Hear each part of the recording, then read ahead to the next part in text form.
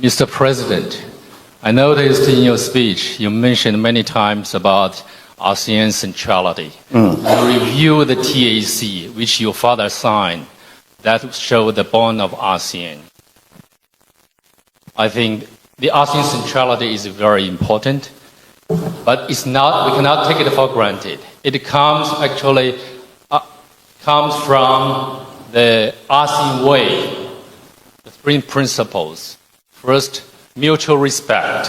Second, consensus building. Third, considerate other parties' comfort level. In my words, to put it simply, we can summarize it as three no's: non-intervention, and non-use of force, and non-hyping up hot spots. Only because of these principles strictly followed by ASEAN members and other stakeholders that we have ensured the ASEAN and East Asia at large for a long-lasting peace since the end of the colonial rules in history. So we cherish a lot. I fully agree with you. I support the centrality of ASEAN. And even some professor like Cashion Makboni, he suggests ASEAN is deserved to award the Nobel Peace Prize. I agree with him.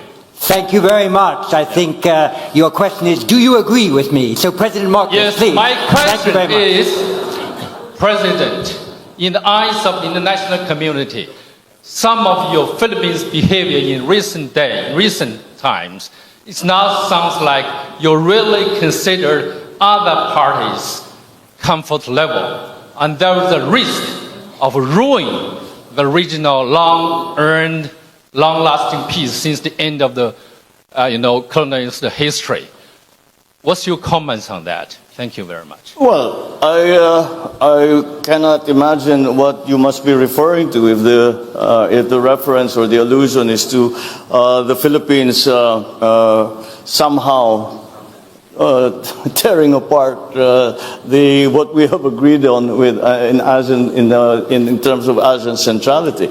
Quite the contrary. I think if you examine more closely the remarks that I just made, I precisely focus on ASEAN centrality, and that the principles that are laid down that are involved in the concept of ASEAN centrality are some things that we must use to guide us.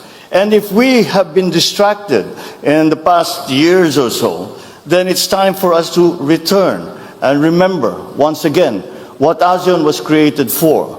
And that is to create an aggregation of nations that have very many common interests, and that can be, and that partnerships within that multilateral organization can help each other and help the region.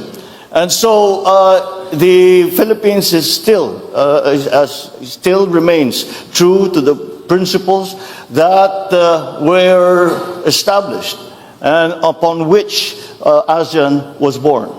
And I think, as I said, that many of these things we no longer speak of today, but we must, because they are as relevant today as they ever were, perhaps even more so, because the global situation is a great deal more complicated than it used to be before. I would even go far as to say there is no such thing as a regional issue any longer. We have all experienced the unexpected effects of the war in Ukraine, of the conflict in the Middle East, and all of these. And when we talk about the South China Sea, we have to also remember that the South China Sea is the passageway for half of the world trade. And therefore, the peace and stability of the South China Sea and the freedom of navigation of the South China Sea is a world issue. And that is what I am proposing. And I am saying that yes, it is a regional issue, but we must examine and be part of the discussion. We must include all parties in that discussion, because now it is not just ASEAN member states who are stakeholders, and it is quite easy to see that it is in fact the entire world that have become stakeholders in the peace and stability of our region.